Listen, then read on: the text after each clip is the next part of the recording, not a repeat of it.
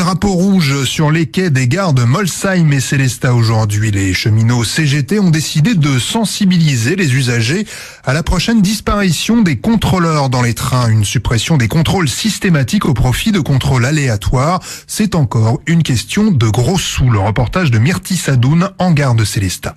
Bonjour, je vais signer une pétition pour le maintien des contrôleurs dans les trains. Vous pouvez signer la pétition si vous voulez. Une dizaine de cheminots de la CGT interpellaient toute la journée les voyageurs. Des voyageurs pas toujours au courant, mais solidaires. À midi, plus de 850 personnes avaient déjà signé leur pétition. Je suis surprise parce que je sais pas comment ils vont faire du coup pour faire en sorte qu'il n'y ait pas trop de fraude. Ce matin, j'ai commis une erreur.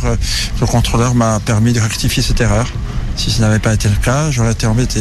C'est quand même important au niveau de la sécurité des passagers, surtout la nuit. Les syndicats dénoncent une dégradation des conditions de transport pour les usagers, dégradation au profit d'un maigre bénéfice financier pour la SNCF. Michel Mann, délégué syndical cheminot CGT. On se rend compte que la suppression de la présence systématique du contrôleur représente près de 8% de la charge financière. Les économies recherchées, je pense qu'elles sont mal placées parce que ça ne répond pas du tout aux besoins des usagers. C'est quand même rassurant de savoir que quelqu'un se trouve à bord des trains.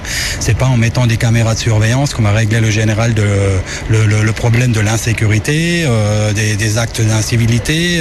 On a le problème des handicapés, des personnes âgées, des jeunes enfants qui voyagent tout seuls. Je veux dire, une mère de famille est quand même rassurée de savoir qu'elle met son enfant dans le train et qu'il y a un contrôleur à bord du train, quoi. À terme, plus d'une centaine d'emplois de contrôleurs pourraient être concernés en Alsace.